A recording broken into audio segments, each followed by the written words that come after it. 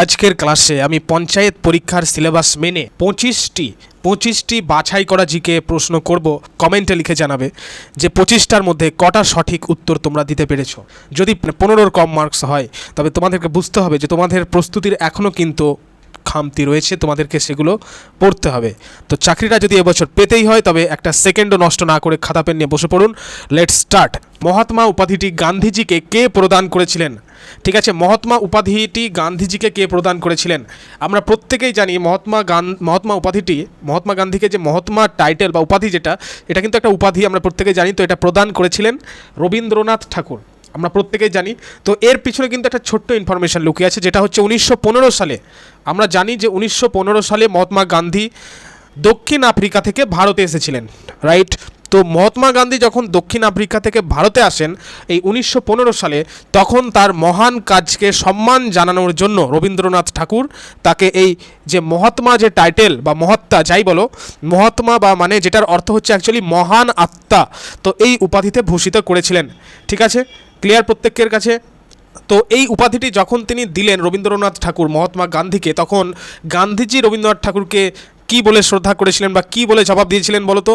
গুরুদেব বলে জবাব দিয়েছিলেন। ঠিক আছে, গুরুদেব কথাটা মনে রাখবে। অনেক সময় ট্রিকি কোশ্চেন চলে আসে তো পরীক্ষায়, এইরকম কোশ্চেনও কিন্তু চলে আসতে পারে। গুরুদেব বলে কিন্তু তিনি জবাব দিয়েছিলেন বা বলেছিলেন, মানে সম্বোধন করেছিলেন। ক্লিয়ার? Next question. আর তাছাড়া তো তোমরা জানোই যে মহাত্মা গান্ধীকে ফাদার অফ নেশন বলা হয়। তো এর পিছনে আমি আরেকটা বিষয় বলে রাখি যে এই যে মহাত্মা গান্ধীকে আমরা ফাদার অফ নেশন বা জাতির জনক বলছি, তো এটা এই জাতির জনককে কে আখ্যায়িত করেছিলেন তোমরা বলতে পারবে? কমেন্টে এখনই লেখো তো, কে বলতে পারবে যে ফাদার অফ নেশন মহাত্মা গান্ধীজিকে প্রথম কে বলেছিলেন এবং একটা ভাষণে বলেছিলেন, সেটা রেডিও ভাষণে বলেছিলেন। কে বলেছিলেন? নেতাজি সুভাষচন্দ্র বসু। নেতাজি সুভাষচন্দ্র বসু, ঠিক আছে। কত সালে বলেছিলেন? 1944 সালে সিঙ্গাপুর থেকে এক রেডিওতে, মানে রেডিও ভাষণে গান্ধীজিকে ফাদার অফ নেশনে আখ্যায়িত করেছিলেন। তো যাই হোক, প্রথম কোশ্চেন থেকেই কিন্তু আমরা অনেকগুলো ইনফরমেশান গ্যাদার করে নিলাম, কালেক্ট করে নিলাম, তাই না? সো প্রত্যেককে বলবো অবশ্যই কিন্তু লাইক করে দেবে আজকের এই গুরুত্বপূর্ণ ক্লাসটিকে, অবশ্যই লাইক করে নেবে এবং তোমাদের নিয়ারেস্ট অ্যান্ড ডিয়ারেস্ট ফ্রেন্ডসদেরকে কিন্তু অবশ্যই শেয়ার করে দেবে। নতুন ক্যান্ডিডেটসদের বলবো অবশ্যই কিন্তু সাবস্ক্রাইব করে পাশে থাকা বেল বাটন হিট করে নেবে। ক্লিয়ার? Next question. দেখো, ভারতীয় সংবিধানের কোন ধারাকে ডক্টর বি.আর. আম্বেদকর সংবিধানের আত্মা বলেছেন? ঠিক আছে, সংবিধানের আত্মা, this is a spelling mistake, সংবিধানের আত্মা বলেছেন, মানে the heart and soul of the constitution. এই যে অপশনগুলো দেখে নাও, 14 নম্বর ধারা, 19 নম্বর, 21 নম্বর, 32 নম্বর। রাইট অ্যান্সার কী হবে? রাইট অ্যান্সার হয়ে যাবে দেখো 32 নম্বর ধারা হবে এক্ষেত্রে রাইট অ্যান্সার। ঠিক আছে, 32 নম্বর ধারা। তো এই যে 32 নম্বর ধারা, তো এই 32 নম্বর ধারাই হলো ভারতীয় সংবিধানের, মানে অ্যাকচুয়ালি যেটা বলা হয় সাংবিধানিক প্রতিবিধানের অধিকার, মানে রাইট টু কনস্টিটিউশন রেমেডিজ, এটাকে বলা হয় কিন্তু। তো এই মৌলিক অধিকার লঙ্ঘিত যদি হয় কোনো রকমভাবে, তাহলে নাগরিকরা এই ধারা অনুযায়ী সরাসরি সুপ্রিম কোর্টের দ্বারস্থ হতে পারেন। ঠিক আছে, আর এই ধারা বলেই কিন্তু সুপ্রিম কোর্ট 5টি রিট বা লেখো, যেটাকে আমরা বলি 5টি রিট বা লেখো, যেটা হচ্ছে হেবিস কর্পাস, তারপরে ম্যান্ডেমাস, প্রোহিবিশন, কো ওয়ারেন্টো, সার্টিরিও রায়, এরকম ধরনের কিছু কিছু যে রিট বা লেখকগুলো রয়েছে সেটা কিন্তু জারি করতে পারে। তো নেক্সট কোশ্চেন এবার আমরা চলে যাই। নেক্সট কোশ্চেন দেখো, পঞ্চবার্ষিকী পরিকল্পনার, মানে যেটাকে বলা হয় 5-year প্ল্যান, তো এই পঞ্চবার্ষিকী পরিকল্পনার চূড়ান্ত অনুমোদন দেওয়ার সর্বোচ্চ ক্ষমতা কার হাতে ছিল? কার হাতে ছিল? অপশনগুলো ভালো করে দেখো, উত্তর কী হবে? উত্তর হয়ে যাবে জাতীয় উন্নয়ন পরিষদের হাতে ছিল, ন্যাশনাল ডেভেলপমেন্ট কাউন্সিলের হাতে ছিল। এগুলো কিন্তু অবশ্যই নোট করে নেবে, বা যেগুলো রেফারেল ডিসকাশনে আমি তোমাদের বলছি অতিরিক্ত ইনফরমেশনগুলো, সেগুলো কিন্তু অবশ্যই নোট করে নেবে। ঠিক আছে, এগুলো কিন্তু পরীক্ষার জন্য খুবই গুরুত্বপূর্ণ, কোনোটাই কিন্তু বাদ দেওয়ার বা ফেলে দেওয়ার নয়, আবারও বলছি বারবার করে। তো দেখো, জাতীয় উন্নয়ন পরিষদ হচ্ছে, মানে ক্ষমতা থাকে এর চূড়ান্ত অনুমোদন দেওয়ার, কিসের? 5-year প্ল্যানের। Next question. আর তাছাড়াও পদাধিকার বলে এখন ভারতের প্রধানমন্ত্রী হলেন এই মানে পর্ষদের চেয়ারম্যান বা সভাপতি যাকে বলা হয়। ঠিক আছে, আর তাছাড়া নীতি আয়োগের চেয়ারম্যান হচ্ছেন প্রধানমন্ত্রী নরেন্দ্র মোদী, তোমরা জানোই, বা প্রধানমন্ত্রী। তো নেক্সট কোশ্চেন এবার আমরা চলে আসবো। পরম শূন্য উষ্ণতার, মানে পরম শূন্য তাপমাত্রার যেটা বলা হয় অ্যাবসলিউট জিরো টেম্পারেচার, এর মান সেলসিয়াস স্কেলে কত? সেলসিয়াস স্কেলে কত? আচ্ছা, এখানে অপশনটা একটু গন্ডগোল করা হয়েছে প্রিন্টিং মিস্টেকের কারণে। এটা রাইট অ্যান্সার আমি তোমাদের বলে নিই, তবুও কিন্তু তোমরা 1 মার্কস ধরে নেবে এটার জন্য। -273.15, ঠিক আছে, 15 -273.15, এটা কিন্তু মনে রাখবে। তো তোমরা বলবে যে পরম শূন্য উষ্ণতা এই ব্যাপারটি কী? পরম শূন্য উষ্ণতা যেটা বলা হচ্ছে এই ব্যাপারটি কী? এই অ্যাবসলিউট জিরো টেম্পারেচার হলো মহাবিশ্বের সর্বনিম্ন তাত্ত্বিক যে তাপমাত্রা, যেখানে গ্যাসের অণুগুলোর গতিশক্তি সম্পূর্ণ শূন্য হয়ে যায়, তো এটাকেই বলা হচ্ছে কিন্তু অ্যাকচুয়ালি পরম শূন্য তাপমাত্রা, যেটাকে বলা হয় অ্যাবসলিউট জিরো টেম্পারেচার। ঠিক আছে, আর এই তাপমাত্রার যদি কেলভিন স্কেলে বলা হয়, তাহলে কেলভিন স্কেলে কত হবে? 0 কেলভিন হবে, 0 কেলভিন। ঠিক আছে, নেক্সট কোশ্চেন। অপটিক্যাল ফাইবার মূলত কোন নীতির ওপর ভিত্তি করে কাজ করে? অপটিক্যাল ফাইবারের ব্যাপারটা আমি তোমাদের আগে বলে রাখি, তবে তো বুঝতে পারবে। অপটিক্যাল ফাইবারের ব্যাপার যদি বলি, তো এই অপটিক্যাল ফাইবারের জনক বলা হয় নরিন্দর সিং কাপানিকে বলা হয় অপটিক্যাল ফাইবারের জনক। ঠিক আছে, তো এই অপটিক্যাল ফাইবার অ্যাকচুয়ালি কোন নীতির ওপর কাজ করে? এটা আলোর অভ্যন্তরীণ ও পূর্ণ প্রতিফলন নীতির ওপর কাজ করে। Option number C is the right answer. আলোর অভ্যন্তরীণ পূর্ণ প্রতিফলন, তো এটা কি? এই আলোর অভ্যন্তরীণ ও পূর্ণ প্রতিফলনের জন্য দুটো প্রধান শর্ত কিন্তু ভেরি ইম্পর্ট্যান্ট। দুটো প্রধান শর্ত, আলোক রশ্মিকে ঘন মাধ্যম থেকে লঘু মাধ্যমে যেতে হবে, এবং আপাতন কোণের মান সংকট কোণের চেয়ে বেশি হতে হবে। ঠিক আছে, এই দুটো কিন্তু যেটা শর্ত, সেটা কিন্তু রিকোয়ার্ড রয়েছে। এছাড়াও তোমরা মরীচিকা, হীরার উজ্জ্বলতা, তারপরে জলদলের যে নিচে যে জলের নিচে যে বায়ু বুদবুদের চকচক ভাব, এই সবই কিন্তু এই নীতির ওপর নির্ভর করে। সেটা কি? আলোর অভ্যন্তরীণ পূর্ণ প্রতিফলন নীতির ওপর। Next question. তো প্রত্যেকে কিন্তু কমেন্ট করে জানাবে আজকের এই ক্লাসটি তোমাদের কেমন লাগছে। আমি প্রত্যেকের কাছ থেকে ফিডব্যাক চাই। আজকের ক্লাসটা এই যে রেফারেল ডিসকাশনে যেগুলো আমরা অতিরিক্ত তথ্য জানছি, বুঝে যাচ্ছি, খুব প্রশ্নটা একদম গিলে ফেলছি, এই বিষয়টা তোমাদের কেমন মনে হচ্ছে? ঠিক আছে, অবশ্যই কিন্তু কমেন্ট করবে কমেন্ট বক্সে। আর প্রত্যেকে কিন্তু জানাবে কে কোথা থেকে তোমরা ভিডিওটা ওয়াচ করছো, ক্লাসটা অ্যাটেন্ড করছো কোথা থেকে, অবশ্যই তোমাদের প্লেস কিন্তু উল্লেখ করবে কমেন্ট বক্সে। ক্লিয়ার? Next question. আধুনিক বংশগতি বিদ্যার জনক কাকে বলা হয়? ঠিক আছে, আধুনিক বংশগতি বিদ্যার জনক মানে ফাদার অফ মডার্ন জেনেটিক্স কাকে বলা হয়? উত্তর হবে দেখো গ্রেগর জোহান মন্ডল হচ্ছে right answer. Mendel. Gregor Johann Mendel হচ্ছেন the father of modern genetics. ঠিক আছে, আর তাছাড়া দেখবে চার্লস ডারউইন, যেটা অপশানটা দেখতে পাচ্ছ চার্লস ডারউইন বলে লেখা রয়েছে এখানে, তো চার্লস ডারউইনকে মানে বলা হয় বিবর্তনবাদের জনক। হ্যাঁ, তার যে বিখ্যাত বই যেটা দেখবে তোমরা জেনে থাকবে, on the origin of species বলে যে বইটা রয়েছে, তার বিখ্যাত বই। তো চার্লস ডারউইনকে কী বলা হয়? বিবর্তনবাদের জনক বলা হয়। তারপরে এই যে এখানে দেখতে পাচ্ছ হুগো দ্য ভ্রেজ বলে লেখা রয়েছে, হুগো দ্য ভ্রিজ, ইনি হচ্ছেন আবার মিউটেশন তত্ত্বের জনক, মানে মিউটেশন থিওরির ফাদার। ঠিক আছে, তো এই বিষয়গুলো কিন্তু সবই জেনে রাখতে হবে। সো নেক্সট কোশ্চেনে এবার আমি চলে আসি। তো মানবদেহের কোন কোষে কোনো নিউক্লিয়াস থাকে না বা মাইটোকন্ড্রিয়া থাকে না? কী হবে উত্তর হয়ে যাবে পরিণত লোহিত রক্তকণিকা। ঠিক আছে, পরিণত লোহিত রক্তকণিকা হবে রাইট অ্যান্সার। তো এই পরিণত অবস্থায় মানুষের লোহিত রক্তকণিকায় কিন্তু নিউক্লিয়াস বা মাইটোকন্ড্রিয়া থাকে না। তো এই নিউক্লিয়াস বা মাইটোকন্ড্রিয়া না থাকার ফলে কি হয় না, যেটা O2 মানে অক্সিজেনযুক্ত যে রক্ত, সেটা পরিবহনে সক্ষম হয়। আর তাছাড়া তোমরা জানো যে RBC মানে লোহিত রক্তকণিকার আয়ুকাল কত? আয়ুকাল হচ্ছে 120 দিন। ঠিক আছে, এবং কোথায় গিয়ে ধ্বংসপ্রাপ্ত হয়? প্লীহা ও যকৃতে গিয়ে ধ্বংসপ্রাপ্ত হয়। তো এই যে থিওরিটা যে বিষয়টা আমরা জানলাম যে মানবদেহের কোন কোষে কোনো নিউক্লিয়াস বা মাইটোকন্ড্রিয়া থাকে না লোহিত রক্তকণিকায়, তো এর কিন্তু একটা এক্সেপশনাল বা ব্যতিক্রমী দিক আছে। যেমন ধরো হচ্ছে উট বা লামা যে প্রাণী, মানে লামাও হচ্ছে এক ধরনের প্রাণী, তো এদের ব্যতিক্রমী বিষয়টি হলো এরা স্তন্যপায়ী প্রাণী, কিন্তু এদের লোহিত রক্তকণিকায় আবার নিউক্লিয়াস থাকে। এটা কিন্তু জেনে রাখতে হবে। নেক্সট কোশ্চেন ইতিহাস থেকে একদম। শেরশাহের সেনাপতির নাম কি ছিল, যিনি একজন হিন্দু বীর ছিলেন? ঠিক আছে, তো বলো দেখি উত্তর কী হবে? ব্রহ্মজিৎ গৌড়, হেমু, মানসিং, টোডরমল। রাইট আনসার কী হবে এটার রাইট আনসার হয়ে যাবে ব্রহ্মজিৎ গৌড়। ঠিক আছে, ব্রহ্মজিৎ গৌড় ছিলেন শেরশাহের সেনাপতি এবং যিনি ছিলেন একজন হিন্দু বীর। ঠিক আছে, তো শেরশাহর আসল নাম কি বলো তো? শেরশাহের আমরা জানি প্রত্যেকেই, শেরশাহের আসল নাম শেরশাহের ফরিদ খান। ঠিক আছে, ফরিদ খান হচ্ছে শেরশাহের আসল নাম, এবং তিনি দিল্লি সিংহাসনে সুরি রাজবংশ প্রতিষ্ঠা করেছিলেন। সেই কারণে শুনে থাকবে তোমরা নামটা শেরশাহ সুরি। ঠিক আছে, এবং শেরশাহের আমলে যে ভারতের বিখ্যাত রোড তোমরা প্রত্যেকেই জানো, আশা করি কমেন্টে এক্ষুনি লিখে দাও, জিটি রোড যেটাকে বলা হয়, মানে জিটি রোড মানে গ্র্যান্ড ট্রাঙ্ক রোড পুনর্নির্মাণ করেছিলেন। তো তোমাদের একটা কমেন্টের টাস্ক দিলাম আমি, যে এই যে জিটি রোডের নাম যেটা আমরা জানলাম, তো এই জিটি রোডের পূর্ববর্তী নাম কি ছিল, মানে আগে এটার নাম কি ছিল? ঠিক আছে, তোমরা কমেন্টে লেখো। এছাড়াও তিনি রুপিয়া নামক কিন্তু রৌপ্যমুদ্রাও চালু করেছিলেন শেরশাহ। ক্লিয়ার প্রত্যেকের কাছে? মোটামুটি কভার করা গেল। Next question. স্বাধীন ভারতের এবং প্রথম এবং শেষ ভারতীয় গভর্নর জেনারেল কে ছিলেন? এটা সিম্পল টাইপ কোশ্চেন, উত্তর হয়ে যাবে দেখো চক্রবর্তী রাজা গোপালাচারী। তিনি ছিলেন স্বাধীন ভারতের প্রথম এবং শেষ ভারতীয় গভর্নর জেনারেল। ঠিক আছে, এই চক্রবর্তী রাজা গোপালাচারীকে কিন্তু আবার রাজাজি বলেও সম্বোধন করা হয়, মানে রাজাজি বলেও তিনি পরিচিত ছিলেন। ঠিক আছে, এবং যদি বলা হয় পরীক্ষায় অনেক সময় যদি এবার দিয়ে দেয় যে স্বাধীন ভারতের প্রথম ব্রিটিশ গভর্নর জেনারেল কে ছিলেন, তখন আমরা জানি প্রত্যেকে যে রাইট অ্যান্সার হয়ে যাবে লর্ড মাউন্টব্যাটেন, তাই তো। আর মনে রাখবে আর একটা বিষয় যে 1950 সালের 26শে জানুয়ারি, আমরা জানি 26শে জানুয়ারি ভারতের প্রজাতন্ত্র দিবস, তো 1950 সালের 26শে জানুয়ারি ভারত প্রজাতন্ত্র রাষ্ট্রে যখন পরিণত হলো, তখন গভর্নর জেনারেল পদটি বিলুপ্ত হয়ে যায়। ঠিক আছে, এবং ডক্টর রাজেন্দ্র প্রসাদ প্রথম কিন্তু রাষ্ট্রপতি হয়েছিলেন। সেই কারণে শুনে থাকবে ভারতবর্ষের প্রথম রাষ্ট্রপতির নাম কি? Doctor Rajendra Prasad. Clear?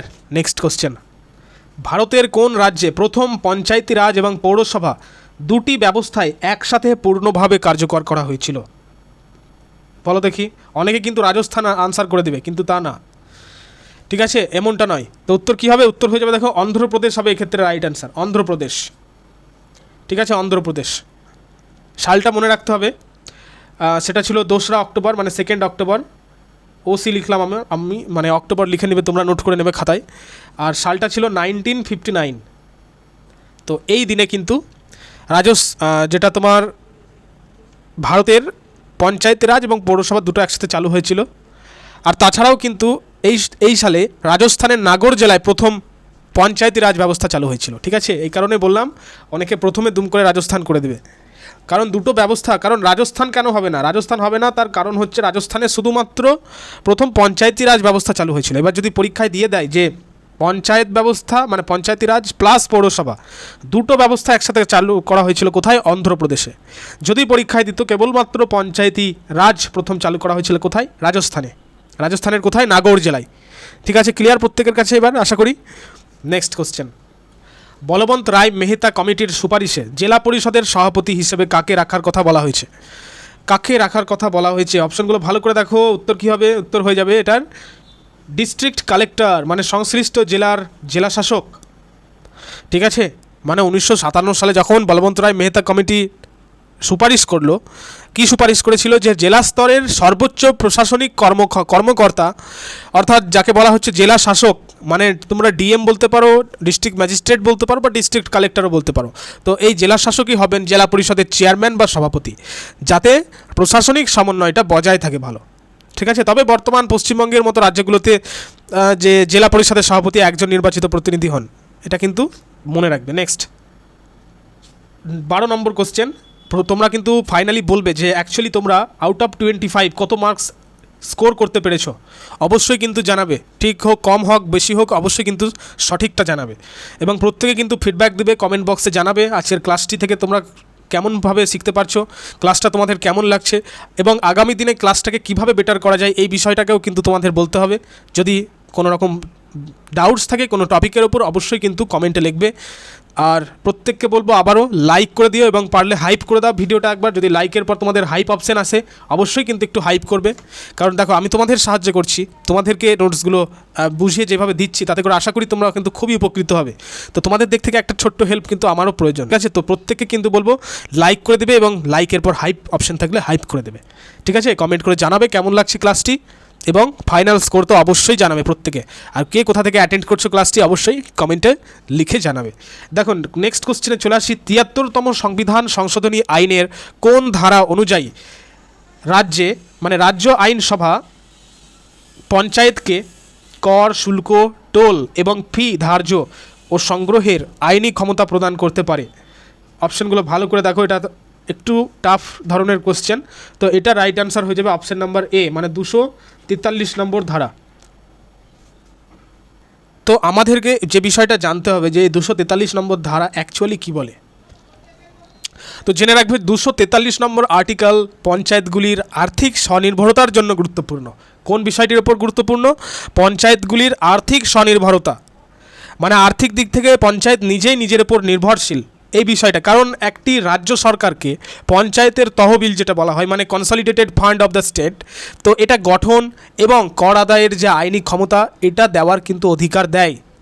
Next কোশ্চেনে এগিয়ে যাবো এবার। ভারতের সংবিধানের 243 নম্বর ধারা অনুযায়ী নিচের কোন রাজ্যে বা অঞ্চলে 73তম সংবিধান সংশোধনীর পঞ্চায়েত আইনটি প্রযোজ্য নয় বলেছে কিন্তু। তো অপশানগুলো ভালো করে দেখে নিই। দেখো, নাগাল্যান্ড, মেঘালয় ও মিজোরাম রয়েছে। তারপরে দেখতে পাচ্ছ মণিপুরের পার্বত্য অঞ্চল যেখানে জেলা পরিষদ বিদ্যমান। তারপরে হচ্ছে পশ্চিমবঙ্গের দার্জিলিং জেলার পার্বত্য অঞ্চল। আর লাস্ট অপশান উপরের সবকটি ক্ষেত্রেই প্রযোজ্য। তো অবশ্যই কিন্তু উপরের সবকটির ক্ষেত্রে হবে রাইট অ্যান্সার। ঠিক আছে, আইনটি কিন্তু কোনোগুলোর ক্ষেত্রেই প্রযোজ্য নয়। অনেকে কিন্তু না বুঝে প্রযোজ্য নয় লেখা রয়েছে, প্রযোজ্য কিন্তু লেখা নেই। তোমরা কি এটা ভুল করেছো না ঠিক করেছো অবশ্যই জানাবে। একটা জিনিস মনে রাখবে যে পশ্চিমবঙ্গের এই যে দেখলে তোমরা দার্জিলিং জেলার যে পার্বত্য অঞ্চল, তো এই অঞ্চলে পঞ্চায়েতের পরিবর্তে বলো তো কী কাজ করে? পঞ্চায়েত কিন্তু কাজ করে না। এই পার্বত্য অঞ্চলে কী কাজ করে? তবে জিটিএ কাজ করে, জিটিএ। ঠিক আছে, সেটা কি? সেটার নাম হচ্ছে Gorkhaland territorial administration. Clear? Next question. পশ্চিমবঙ্গের পঞ্চায়েত নির্বাচন আইনের কোন ধারা অনুযায়ী কোনো ব্যক্তি একই সাথে গ্রাম পঞ্চায়েত এবং পঞ্চায়েত সমিতির সদস্য পদের জন্য প্রতিদ্বন্দ্বিতা করতে পারেন না বলেছে কিন্তু। এই কোশ্চেনগুলো ভালো করে ফোকাস করতে হবে। আগে প্রশ্ন পড়ো, তারপরে অপশন পড়ো, তারপরে উত্তর দাও। তাহলে আমাদের ধারাগুলো দেখে নিই। না বলেছে সেহেতু এটার উত্তর হয়ে যাবে, দেখো, ধারা নম্বর 38 হবে রাইট অ্যান্সার। ঠিক আছে, ধারা নম্বর 38। তো ব্যাপারটা তোমরা হয়তো বুঝতে পারছো না, অনেকে বুঝতে পারছে না।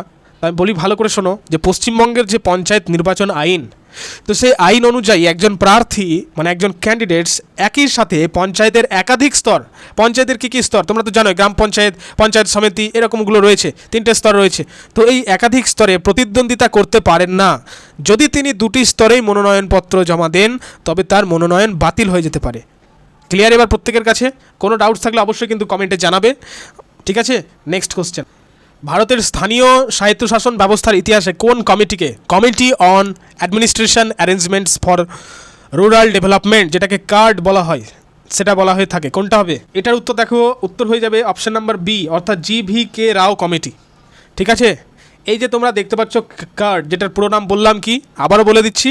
সি দিয়ে হচ্ছে কমিটি, এ দিয়ে কমিটি অন, এ দিয়ে অ্যাডমিনিস্ট্রেশন, আবার এ দিয়ে অ্যারেঞ্জমেন্টস ফর, আর দিয়ে রুরাল অ্যান্ড ডি দিয়ে ডেভেলপমেন্ট। ক্লিয়ার? তো কার্ডের প্রণাম। তো এই কার্ড গঠিত হয়েছিল কত সালে? এটা কিন্তু ইম্পর্টেন্ট। কার্ড কত সালে গঠিত হয়েছিল? 1985 সালে গঠিত হয়েছিল। ঠিক আছে, 1985। তো কার দ্বারা গঠিত হয়েছিল? GVK রাও কমিটির দ্বারা গঠিত হয়েছিল, যেটা আমরা আনসার করলাম এক্ষুনি। তো এই কমিটি পঞ্চায়েত ব্যবস্থা সম্পর্কে একটি বিখ্যাত মন্তব্য করেছিলেন। সেটা কি? যে বিখ্যাত মন্তব্যটা কিন্তু ভেরি ইম্পর্টেন্ট তোমাদের জানার জন্য। সো এটি হলো গ্রাস উইদাউট রুটস। ঠিক আছে, গ্রাস উইদাউট রুটস যদি বাংলা মানে করি তাহলে এরকম দাঁড়ায় মূলহীন ঘাস। তো এর কারণ কি? এর কারণ আমলাতান্ত্রিক জটিলতায় পঞ্চায়েতগুলি দুর্বল হয়ে পড়েছিল, এই জন্য কিন্তু এই মন্তব্যটি করা হয়েছিল। ক্লিয়ার? নেক্সট কোশ্চেন দেখো যে পশ্চিমবঙ্গের পঞ্চায়েত আইন 1973 অনুযায়ী কোনো গ্রামে বা কোনো গ্রাম পঞ্চায়েতের প্রথম সভার কোরাম হওয়ার জন্য ন্যূনতম কত শতাংশ চেয়েছে? আচ্ছা, কত শতাংশ উপস্থিতি বাধ্যতামূলক, মানে থাকতেই হবে। তবে তোমরা বলবে কোরাম কি? কোরামটা তো বুঝতে পারলাম না, আগে বলে দেন কোরামটা কি। তো ভালো করে বলছি, শুনে নাও। কোরাম বলতে বোঝায় কোনো সভার কাজ বৈধভাবে শুরু করার জন্য ন্যূনতম যে সদস্যটা প্রয়োজন, ন্যূনতম মানে মিনিমাম যেই মেম্বার্সগুলোকে, মিনিমাম মেম্বার্স কিন্তু থাকতে হবে, নাহলে কিন্তু কোরাম হবে না। ঠিক আছে, এই ব্যাপারটাকে কিন্তু কোরাম বলছে। তো এর যে শতাংশ বা সদস্যের উপস্থিতির যে বাধ্যতামূলক, সেটা কি? সেটা হচ্ছে অর্ধেক। ঠিক আছে, অর্ধেক হবে রাইট অ্যান্সার। মানে গ্রাম পঞ্চায়েতের সাধারণ সভার ক্ষেত্রে মোট নির্বাচিত সদস্য মানে টোটাল যত মেম্বার থাকবে তার অর্ধেক উপস্থিতি যদি না থাকে তাহলে কিন্তু এই সভা বা এই কোরাম স্থগিত হয়ে যায়। এবার তো ক্লিয়ার প্রত্যেকের কাছে? যাই হোক, নেক্সট কোশ্চেনে চলে আসি। প্রত্যেকে কিন্তু কমেন্ট করে জানাবে কেমন লাগছে ক্লাসটি। ঠিক আছে, প্রত্যেকে কমেন্ট করে জানাবে, তোমাদের কমেন্ট, তার মধ্যে লাইক। ঠিক আছে, তোমাদের এটা কিন্তু আমাদেরকে অনেকটাই মোটিভেট করে আগামী দিনের সুন্দর সুন্দর কন্টেন্টগুলো, ইম্পর্টেন্ট কোশ্চেন্সগুলোকে, বাছাই করা প্রশ্নগুলোকে নিয়ে আসতে। অবশ্যই কিন্তু তোমরা জানাবে কে কোথা থেকে অ্যাটেন্ড করছো ক্লাসটি, এবং প্রত্যেকে কিন্তু বন্ধুদেরকে শেয়ার করে দেবে আজকের এই গুরুত্বপূর্ণ ক্লাসটিকে। আরেকটা বিষয় আমি তোমাদের বলতে ভুলে যাচ্ছি, যারা এখনও পর্যন্ত আমাদের হোয়াটসঅ্যাপ চ্যানেল গ্রুপে অ্যাড হওনি বা এখনও কিন্তু জানো না বিষয়টি তাদেরকে বলে রাখি, হোয়াটসঅ্যাপ চ্যানেল ব্যাচের গ্রুপ রয়েছে, সেটা লিঙ্ক তোমরা ডেসক্রিপশানে নিচে পেয়ে যাবে ভিডিওর, অথবা কমেন্ট বক্সেও কিন্তু পেয়ে যাবে, যেখানে ক্লিক করলে তোমরা হোয়াটসঅ্যাপ চ্যানেল গ্রুপে পৌঁছে যাবে। সেখানে নোটিফিকেশান কিন্তু অবশ্যই অল করে নেবে জয়েন করে। তো সেখানে কিন্তু বহু ক্যান্ডিডেটস রয়েছে, সেখানে ebook, PDF, notes, daily GK quiz, চাকরি সংক্রান্ত যে সমস্ত আপডেটস সেগুলো কিন্তু তোমরা পেয়ে যাবে একমাত্র সেখানেই। আর ইতিমধ্যে আমাদের কিন্তু বুকসগুলো রিলিজ হয়ে গেছে। আমরা ইবুক, যেটা আমাদের ইবুক পুরনো ছাত্রছাত্রী যারা ক্লাসটি অ্যাটেন্ড করছো তারা তো জানোই বা সব বিষয়টি, তো তারা কিন্তু কোনো রকমভাবে বিব্রত বোধ করবে না, কারণ নতুন ক্যান্ডিডেটসদের উদ্দেশ্যে আমি এটা বলছি। ইবুকস কিন্তু অলরেডি রিলিজড হয়ে গেছে। ইংলিশের উপর প্র্যাকটিস সেট প্লাস থিওরি দুটো কিন্তু ইবুক রয়েছে। এছাড়াও যেটা রয়েছে সেটা হচ্ছে জিকের ওপরেও কিন্তু ইবুকস রিলিজ হয়ে গেছে অলরেডি। কীভাবে কালেক্ট করবে, হোয়াটসঅ্যাপ চ্যানেল গ্রুপে গেলেই কিন্তু ডিটেলস পেয়ে যাবে, ঠিক আছে? অথবা দেখবে এই ভিডিওর ডেসক্রিপশানে আমি তোমাদেরকে আমার যে ওয়েবসাইট যেখানে তোমরা পেয়ে যাবে ইবুকগুলো, সেই ওয়েবসাইটের লিঙ্ক কিন্তু দিয়ে দিই, ভিডিও ডেসক্রিপশানে দিয়ে দিয়েছি। সেখানে ওয়েবসাইটের লিঙ্কের ক্লিক করলেই ওয়েবসাইটে পৌঁছে যাবে। সেখানে কিন্তু ইবুকগুলোর লিস্ট দেখতে পাবে। যেটা পছন্দ হবে বা যেটা ইম্পর্টেন্ট মনে হবে তোমাদের সেটা কিন্তু সংগ্রহ করে ফেলো। প্রত্যেকটাই ইম্পর্টেন্ট খুবই, কারণ একদম বেসিক টু হার্ড লেভেল পর্যন্ত তৈরি করা হয়েছে ইবুকগুলোকে। ইংলিশ প্র্যাকটিস সেট যদি ইংলিশে ফুল মার্কস তুলতে চাও তবে কিন্তু ইংলিশ প্র্যাকটিস সেট প্রত্যেককেই সংগ্রহ করতে হবে। তো কোথায় পাবে আমি তোমাদের বলেই দিলাম, ভিডিও ডেসক্রিপশানে ওয়েবসাইটের লিঙ্ক দিয়ে দেওয়া হয়েছে, ক্লিক করে ইবুকগুলো সংগ্রহ করে ফেলো যত দ্রুত সম্ভব। সময় আছে এখন, কিন্তু প্র্যাকটিস করতে হবে, থিওরি জানতে হবে, পরীক্ষা সম্পর্কে ভালো প্রস্তুতি নিতে হবে। তো যাই হোক, অনেক কথা হয়ে গেল। তো এবার আমি প্রশ্ন উত্তরে চলে আসি, আবার নেক্সট কোশ্চেনে চলে আসি। দেখো, ভারতের সংবিধানের 243 নম্বর ধারা অনুযায়ী, 243-এর কে নম্বর ধারা অনুযায়ী রাজ্য নির্বাচন কমিশনারকে কার দ্বারা এবং কোন পদ্ধতিতে পদচ্যুত করা যেতে পারে?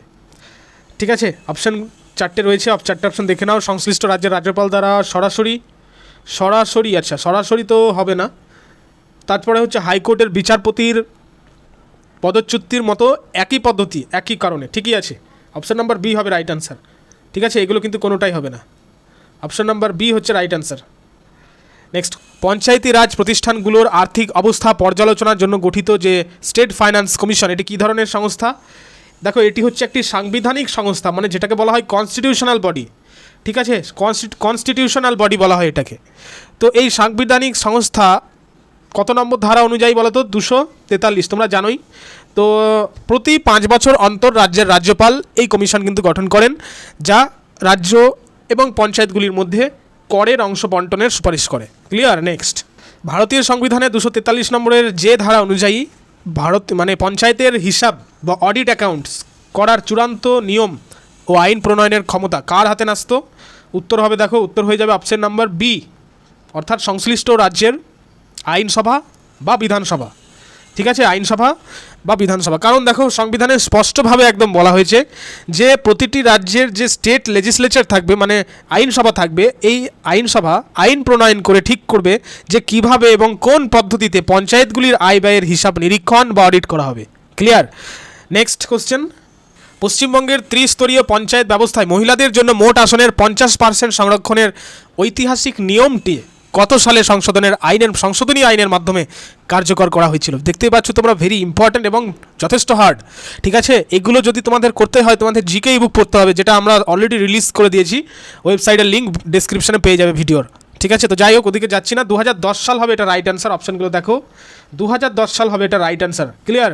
নেক্সট কোশ্চেন, যে কোনো গ্রাম পঞ্চায়েতের সদস্য যদি পঞ্চায়েতের কোনো কাজে প্রত্যক্ষ বা পরোক্ষভাবে আর্থিক লাভের সাথে যুক্ত থাকেন তবে পশ্চিমবঙ্গের পঞ্চায়েত আইনের কত নম্বর ধারা অনুযায়ী তাকে পদচ্যুত করা যায়?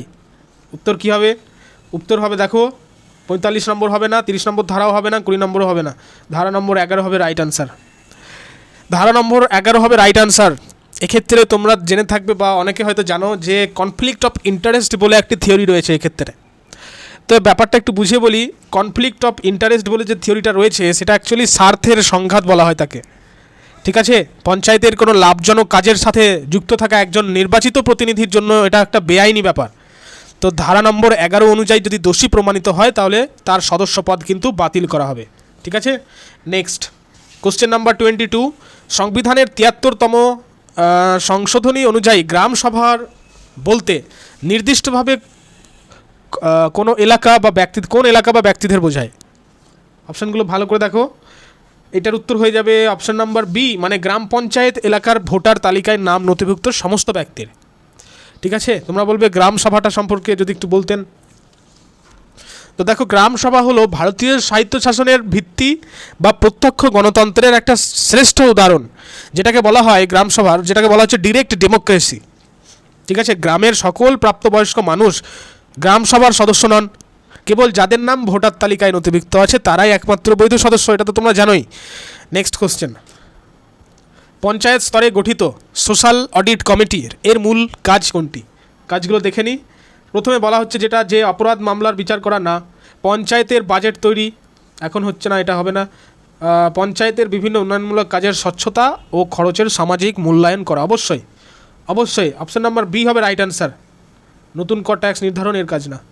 তো নেক্সট কোশ্চেন, বড় কোশ্চেন অনেকটাই, দেখতে পাচ্ছ তোমরা যে পশ্চিমবঙ্গের পঞ্চায়েত আইন 1973 অনুযায়ী কোনো ব্যক্তি যদি পঞ্চায়েত নির্বাচনের ফল ঘোষণার পর তার নির্বাচনী ব্যয়ের হিসাব নির্দিষ্ট সময়ের মধ্যে জমা না দেন, তবে তিনি কত বছরের জন্য নির্বাচন প্রতিদ্বন্দ্বিতায় অযোগ্য ঘোষিত হন?